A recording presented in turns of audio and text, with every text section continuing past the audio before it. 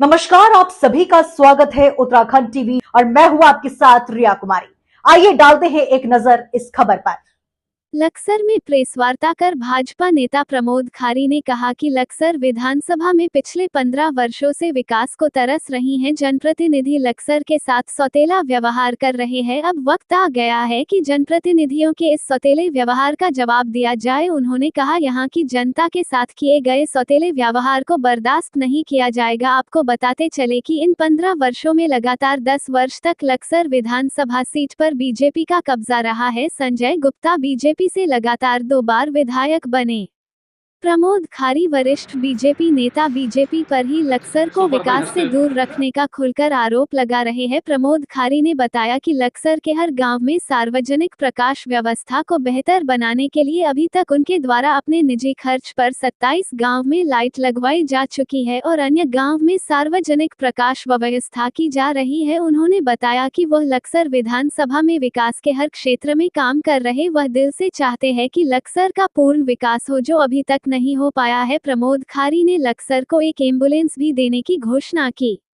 उन्होंने ये भी घोषणा की बीजेपी 2027 में उन्हें टिकट दे या न दे, वह लक्सर विधानसभा सीट से चुनाव लड़ेंगे। आम जनता का प्यार उनके साथ है। अनेकों काम है यहाँ पर। सड़क यहाँ नहीं है, पानी की व्यवस्था यहाँ नहीं है, स्कूल सरकारी यहाँ ठीक से नहीं है, स्वास्थ्य विभाग की जितनी भी एक चाहे अस्पताल लगा लो, चाहे इमरजेंसी कुछ भी लगा लो, वो यहाँ नहीं है। मतलब ऐसी कौन सी व्यवस्था है जो यहाँ नहीं है? मैं बता रहा हूँ आपको, आपके चैनल के माध्यम से कह रहा हूँ कि डिस्ट्रिक्ट हरिद्वार में लक्सर विधानसभा पिछड़ी हुई है। लक्सर विधानसभा में कुछ भी नहीं है। यहाँ नेता आते हैं बरसात की तरह और चले जाते हैं सूखे की तरह। तो यहाँ की स्थिति ये है। अब हम उस चीज पे काम कर रहे हैं कि जनता को सहूलत देने की पूरी कोशिश हमारी रहे। जैसे मैंने अभी आपको एम्बुलेंस बताया, और मैंने देखा है बड़े करीब से। हमने एक बच्चे को देखा, हमारे सामने एक बच्चे को बिजली करंट लगा। अगर उसको 30-35 मिनट के अंदर उसको अगर एम्बुलेंस मिल जाती तो बच्चा जो है आज जीवित होता हमारे बीच में। तो ये बहुत छोटी छोटी बेसिक चीजें हैं जो लक्सर के अंदर नहीं है। गांव के बीच में बड़े नेता हैं वो। अच्छा, देखो मेरे समाज के हैं वो, मुझे भी किसी ने भेजी थी वो। उनकी बुद्धि उनके पास है। अब मैं अगर अपने समाज के खिलाफ अगर मैं मीडिया के माध्यम से अगर मैं उनकी बातें खोलूंगा तो बहुत सारी बातें हैं जो शायद मीडिया में देने लायक नहीं है। तो उनकी बुद्धि उनके साथ है। और वैसे भी सब जानते हैं उनको, बड़ाना जी क्योंकि बड़े आदमी है भाई, वो सबको जो है उल्टा सीधा बोलते हैं, सबको गुंडा चोर सबको बोलते हैं वो। तो हम तो भाई छोटे से आदमी है, गरीब आदमी है हम तो। वो राजा है, हम छोटे से आदमी है, तो उनकी बराबरी तो कर नहीं सकते। लेकिन उनका जो कल्चर है वो उनके साथ है, हमारा कल्चर हमारे साथ है। हमारे माँ बाप ने ये नहीं सिखाया कि हम किसी को उल्टा जवाब दें। और रही बात बड़ाना जी की, बड़ाना जी को पूरा गुजर समाज जानता है, पूरा समाज उनको जानता है। और मीरापुर भी जानती है उनको, मीरापुर विधानसभा जानता है अच्छे से उनको कि भाई उनके काम क्या थे क्या नहीं थे। पहले एक बार वहां मीरापुर भी चले जाए, वहां भी एक बार झांक ले कि आपने वहां क्या किया। अब मैं कुछ टिप्पणी करूंगा तो वो मेरे समाज के प्रति वो चीज गलत जाएगी। तो मेरे संस्कार, मेरे माँ बाप ने संस्कार नहीं दिए कि मेरे पास बहुत सारी चीजें हैं बड़ाना जी के लिए, बहुत सारी गिफ्ट हैं। मैं अगर अब खोल दूंगा तो हंगामा मच जाएगा।